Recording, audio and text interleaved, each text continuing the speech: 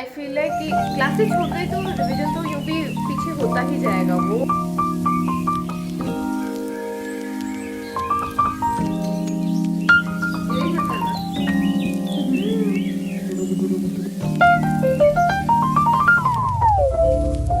Problem हो रही हो तो मैं पढ़ाई को सेक्रीफाइस कर लूँ, वो चीज़ नहीं है, अभी वो फेज है ही नहीं।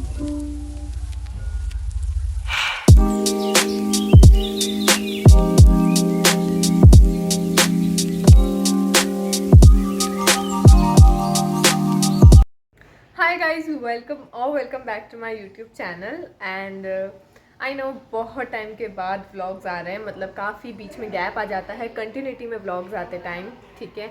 इसी वजह से I am really sorry for that, but मैं ट्राई करूँगी कि टाइम टू टाइम व्लॉग्स आ पाएँ, क्योंकि okay so time to time vlogs आ पाएँ बिकॉज अभी काफ़ी बहुत सारी इस मंथ में, नवंबर के मंथ में बहुत सारी चीज़ें हुई हैं। इस वजह से मेरे बहुत ज़्यादा व्लॉग का हिल गया कि मुझे जो भी रूटीन फॉलो करना था व्लॉग्स के लिए, मेरी कंटेंट क्रिएशन के लिए, ठीक है। एनीवेज उसको हम हैंडल कर लेंगे, बट अभी कुछ भी हो स्टडीज़ को सेक्रीफाइस नहीं करना है, एज यू ऑल नो, ठीक है। तो उसी के लिए मतलब जितने भी मेरे को सारे काम थे, जो भी थे, वो सब मैं कर रही थी, लेकिन स्टडीज़ को पीछे नहीं छोड़ सकते हम, ठीक है। उसको मैं कंटिन्यूटी में रख ही रही थी, ऑल तो थोड़ी कम हो रही थी, लेकिन कर ज़रूर रही थी। मैं उसको बिल्कुल भी स्किप नहीं कर रही थी, और ना ही मैंने मेरा बैकलॉग होने दिया। मैं थोड़ा रिवीजन का अगर बैकलॉग हो जाता था तो मैं रहने देती थी, I was like okay fine, लेकिन मैं मेरी क्लासेस का बैकलॉग नहीं होने देती थी, बिकॉज आई फील लाइक कि क्लासेस छूट गई तो रिवीजन तो यूँ भी पीछे होता ही जाएगा, वो आएगा ही नहीं फ्रंट पे। इस वजह से मैंने सोचा पहले बैकलॉग नहीं होने देना है, तो जितना हो सके जो भी फंक्शन वगैरह हुए मेरे घर पे और जो भी हुआ इस मंथ में, उसके अलावा मैंने क्लासेस तो सारे के लिए बस रिवीजन करना है। तो इसी वजह से आज का ये व्लॉग वही है कि मैं पूरा का पूरा जितना भी मेरा रिवीजन बचा हुआ है टिल डेट, आज तक जितना भी रिवीजन है मेरा आज का मिला के, उसको मैं कवर करने वाली हूँ, ओके। एंड आई नो पीछे से बैकग्राउंड आ रहा होगा, क्योंकि ऑब्वियस सी बात है, ममा मेरी सिस्टर्स वगैरह सभी हैं, प्लीज़ इग्नोर दैट। ऑल्दो मैं काफ़ी चिल्ला कर बात कर रही हूँ ताकि रहवे पीछे से बैकग्राउंड ना आए voice, but I am so sorry for that. But anyways, intro को काफ़ी लंबा नहीं करते हुए let's get back to studies, okay. So yeah let's start. Okay guys, तो यहाँ पे मैं आइसोमेरिज्म का चैप्टर लेके बैठ गई थी, ठीक है। एंड मैंने सोचा था कि ये मैं पूरा का चैप्टर मैं एक साथ ही करूँगी, क्योंकि आप लोगों को पता ही है कि ये कंप्लीट ऑलरेडी हो चुका है ये चैप्टर। तो मैंने सोचा, ये मेरा वैसे शुरुआत में तो ये रिवीजन हो चुका था इस चैप्टर का, लेकिन मैंने सोचा कि अगर स्टार्टिंग से कर ही रही हूँ तो पूरा मैं वापस ही करूँ। तो मैंने शुरुआत से ही सारा का सारा करना स्टार्ट किया, क्योंकि आप लोगों को पता ही है कि ऑर्गेनिक में भी जियो से स्टार्ट हो चुकी है, तो आइसोमेरिज्म कंप्लीट हो चुका है। And sorry for that because I was actually at terrace and yeah, anyways, sorry for that. And anyways, यहाँ पे मैंने आइसोमेरिज्म का कर रही हूँ, और मैंने सोचा कि अगर मैंने आधा कर ही रखा है तो मैं पूरा शुरुआत से ही इसको रिवीजन कर लेती हूँ, बिकॉज टेस्ट इनोम में आता ही है तो वो काम आ ही जाता है रिवाइज़ किया हुआ, राइट। सो या आई वाज रिवाइजिंग आइसोमेरिज्म, साथ ही में मैं इसके जो प्रैक्टिस होती है वही, मैं जो नोट्स में कराया हुआ था मैं वही कर रही थी। अभी मैं अलग से कोई सी भी प्रैक्टिस नहीं कर रही थी, क्वेश्चन प्रैक्टिस, क्योंकि नोट्स में जो था मैंने वही किया है, ठीक है। एंड इसकी जो प्रैक्टिस है, जब मेरे पास फ्री टाइम होगा, लाइक जब थोड़ा टाइम बचेगा मेरे पास, तब जाके मैं करूँगी, जिसकी क्वेश्चन प्रैक्टिस या फिर मॉड्यूल से या फिर कोई स्पेसिफिकली कोई बुक से या PYQ बुक से मैं करूँगी। अभी मैंने हाल ही फिलहाल सोचा कि पहले नोट्स रिवाइज करना ज़्यादा इंपॉर्टेंट है, तो वही किया। ओके गाइस, तो अभी मेरा आइसोमेरिज्म का है वो मेरा कंप्लीट हो गया है, ठीक है। एंड अभी मेरा जो बचा हुआ है आइसोमेरिज्म मैंने पूरा कंप्लीट कर दिया है, एंड इसको कंप्लीट करने में मेरे को 2 आवर्स लगे हैं पूरे पूरे, बिकॉज अभी मैं अगर टाइम देखूँ, 1 मिनट यहाँ पे है, या मेरे को मोस्टली 2 to 2.5 आवर्स मेरे को लग गए हैं इसको कवर करने में, ओके। एंड उसके अलावा धीरे बोलो यार। उसके अलावा अब मेरे को बचा है कि मैं बायोलॉजी की NCERT रीड करूं, बिकॉज NCERT रीड करना कितना इंपॉर्टेंट है, as you all know, okay. तो अभी मैं बायोलॉजी की NCERT रीड करने वाली हूँ। ओके, एंड बायोलॉजी की एनसीईआरटी रीड करने के बाद मैं स्टार्ट करूँगी फ़िज़िक्स के अंदर। और फिज़िक्स में एक्चुअली वेव चैप्टर ख़त्म हो चुका है ना। तो वेव चैप्टर का आई एम गेसिंग कि मैं उसकी शॉर्ट नोट्स बनाती हूँ, क्योंकि मेरे को शॉर्ट नोट्स आप लोगों को सेंड करने में, शॉर्ट नोट्स भेजने में भी पीछे रह गई हूँ, तो मुझे वो बनाना है और फिर मैं आप लोगों को सेंड भी करूँगी।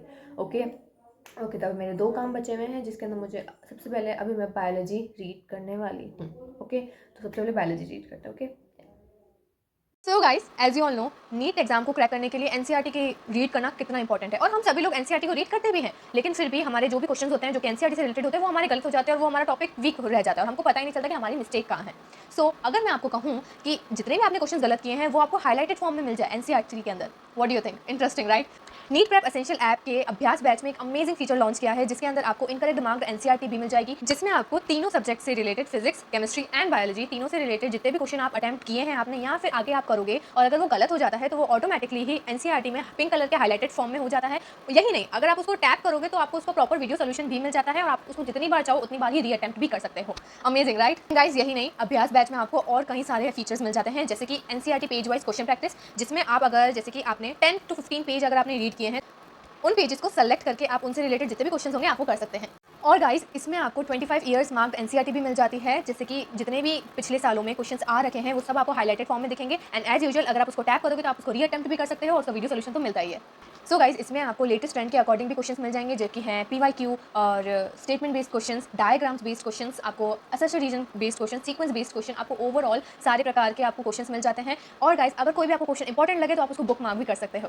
सो गाइस, अगर आप ये बैच अभी परचेज करते हो तो आपको इसी के साथ ही अभ्यास एसेंशियल भी मिल जाएगा, जिसके अंदर अगर आपको किसी भी पर्टिकुलर चैप्टर में 70 to 100 प्लस क्वेश्चंस मिल जाएंगे और इनका प्रॉपर डिटेल सोल्यूशन तो मिलता ही है, और वो भी आपको पेज वाइज मैनर्स में मिलेंगे।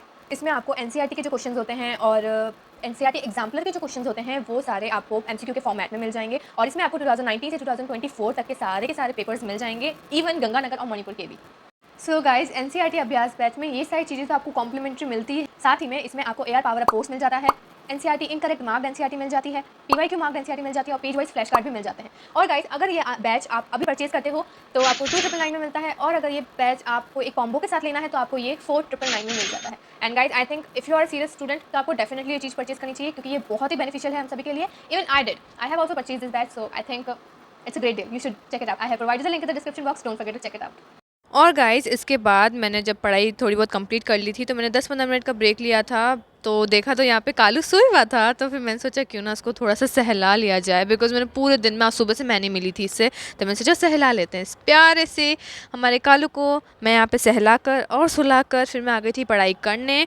और यहाँ पे मैंने चैप्टर स्टार्ट किया एनिमल किंगडम, बिकॉज आप लोगों को पता ही होगा, मेरे पिछले वाले व्लॉग में मैंने आपको बताया था कि मैंने एनिमल किंगडम स्टार्ट कर लिया था, मैं थोड़ा सा पीछे थी इस वजह से, पर वो लेक्चर्स वाइज तो मेरा कंप्लीट हो चुका है एनिमल किंगडम, बस मेरी एनसीईआरटी रही हुई थी, क्योंकि मैंने एनसीईआरटी ढंग से नहीं पढ़ी थी इस चैप्टर की, तो मैंने सोचा इस चैप्टर को कवर करना इंपॉर्टेंट है और इसमें बहुत सारी इन्फॉर्मेशन है जो याद करना थोड़ा मुश्किल है, इस वजह से मैंने बहुत अच्छे तरीके से हाईलाइटर लेके एनसीईआरटी रीड करी इसमें, ठीक है। एंड इस वाले चैप्टर को करते टाइम ये जो चैप्टर है उसको करने में मेरे को आई गेस शायद 2 to 2.5 आवर्स लग गए थे, बिकॉज इसको मैं पढ़ते पढ़ते लर्न भी कर रही थी, मतलब पढ़ रही थी फिर बिना देखे बोल रही थी, ऐसे भी कर रही थी मैं, इस वजह से मेरे को उसमें टाइम लग गया। सो या I was revising animal kingdom from the NCERT. Guys, इस चैप्टर को रिवाइज करने के बाद मैंने नीट प्रेप एसेंशियल ऐप के अभ्यास बैच से मैंने इस चैप्टर की पेज वाइज एनसीईआरटी वाले जो फॉर्मेट है उसमें मैंने क्वेश्चन प्रैक्टिस किया, एंड उससे मेरे को पता चल गया कि मेरी कहाँ पे गलतियाँ थी और क्या नहीं थी।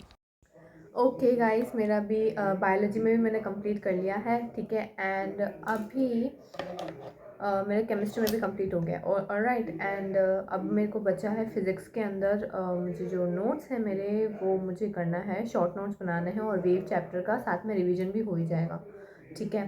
तो ये चीज़ करनी है। अब इस चीज़ को मैं फॉरवर्ड करूँगी रात को, ठीक है, बिकॉज अभी मैं थक गई हूँ और मेरी आइज़ में पेन हो रहा है, I don't know why, but eyes में मेरे पेन हो रहा है, इस वजह से I am gonna take some rest. And rest as in मैं कुछ भी पढ़ाई तो नहीं कर रही हूँ और ना ही कोई स्क्रीन टाइम होगा मेरा। I am just gonna lie down because मेरी आइज़ काफ़ी ज़्यादा पेन हो रहा है, तो आई डोंट थिंक सो कि अभी मैं व्लॉग को भी कंटिन्यू कर रही हूँ। लेकिन मेरे को रात को और तो स्टडीज़ करनी है, बिकॉज अभी ये टाइम है ही नहीं कि मेरे को अगर कुछ यू नो कुछ भी प्रॉब्लम हो रही हो तो मैं पढ़ाई को सेक्रीफाइस कर लूँ, वो चीज़ नहीं है अभी, वो ये फेज़ है ही नहीं। And we have to give 100%। So अभी मैं नैप लेने का सोच रही हूँ, थोड़ी देर नैप ले लेती हूँ, because today morning I woke up around 6 और 6:30। यूजुअल टाइम से मैं थोड़ा जल्दी उठी थी मैं, है ना। सो इस वजह से शायद मेरी आइज़ पेन हो रही है, बिकॉज मैंने दिन में भी स्लीप ली नहीं है, ठीक है। क्लासेस लेने के बाद मैं डायरेक्ट ही स्टडीज़ पे बैठ गई, डायरेक्ट तो नहीं, लाइक लंच करने के बाद।